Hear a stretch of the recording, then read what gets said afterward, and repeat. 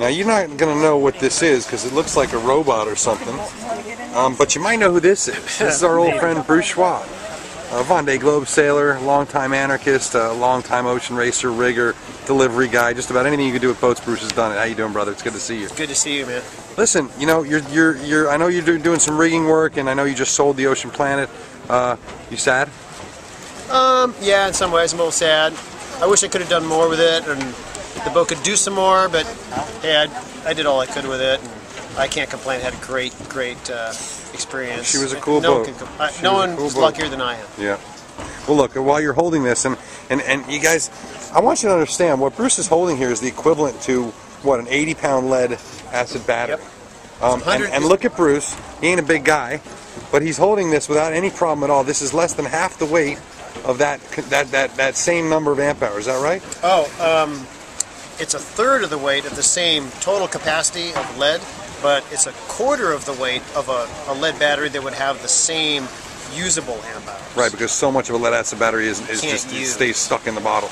Plus, so explain, what is the chemistry in the battery? It's called lithium iron phosphate. Lithium iron phosphate. Yeah, or LFP. Now, how is that different from like the lithium metal hydride that we use in our cameras and stuff? Or nickel metal hydride. Nickel metal hydride. Or lithium cobalt and stuff in the camera stuff. Those in large formats, so this type of size here, run the threat of what they call thermal runaway. Okay. When they start to get hot, they'll keep getting hotter until they'll blow up.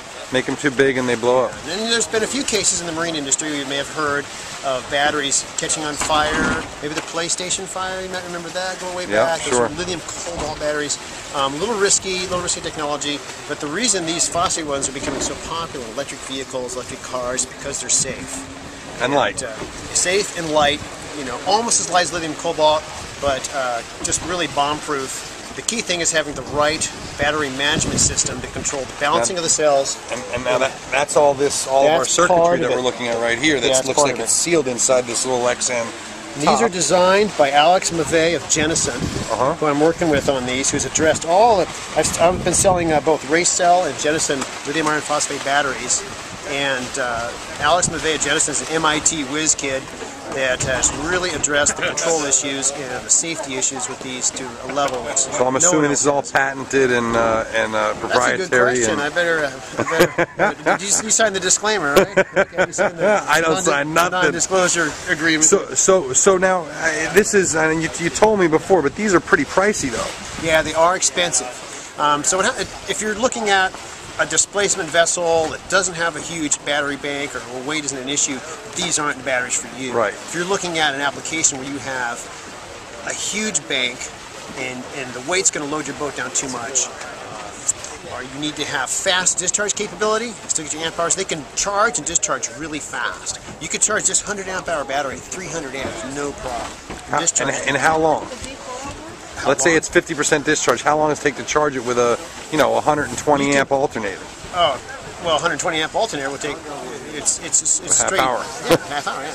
And you're not losing so much because you've got such an advanced system. Well, 120 amps it'll take you, if it's a 200 amp hour battery, yeah, less than a half hour. The last 10% you have to slow down a little bit, but that bulk rate charge up to like 90% of charge, they can charge. These cells are used in conversions to convert Toyota Priuses to plug-in hybrids. Really? With a big battery packs, like a $15,000 conversion kit, so you can drive your Prius on electric power for 50 miles. You'll never pay for it really, but people like to do it.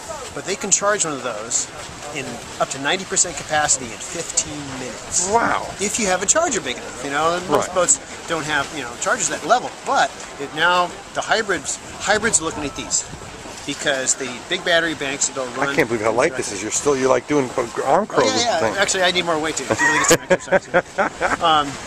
I'll give you an example of where this application really paid off. Just recently, I sold a set to a new diesel-electric hybrid powerboat up in Maine, built by French and Webb, up in Belfast. Great place, great little boat, and they were going to use 1,000 pounds of AGM, so they could keep run on electric power only.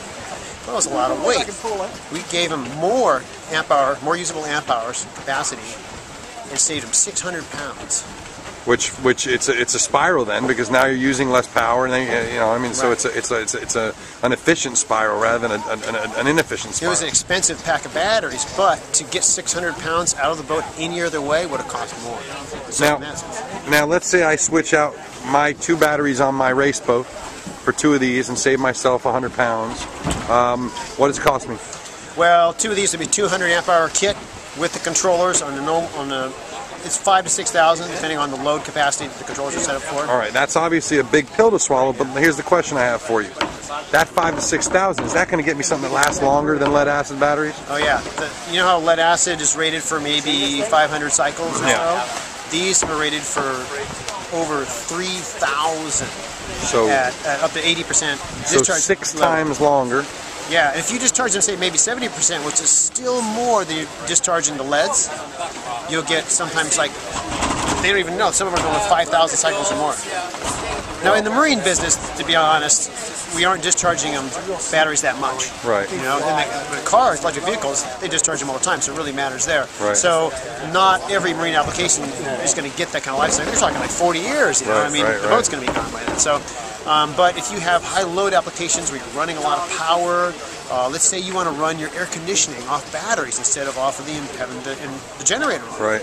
You can do that, and then when the generator is on, it can run at optimum capacity. You don't have to sit there and turn it on for 6 hours to charge a bunch of It runs half-used lead flat batteries. out. It's optimum capacity, Yeah. most amps per gallon to charge your bank of batteries, because they can suck up the charge as fast as the thing can crank it out, and then it shuts off. They don't get super hot. They don't. I mean, what's the? The batteries themselves? Yeah.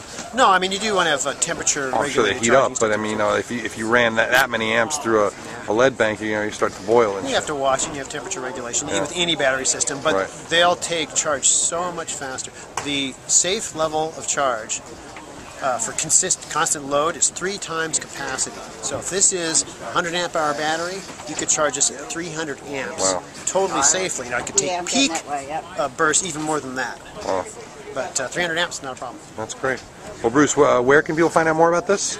Look at my website, bruceschwab.com. BruceSchwab.com. All right, we love you, buddy. All right, likewise.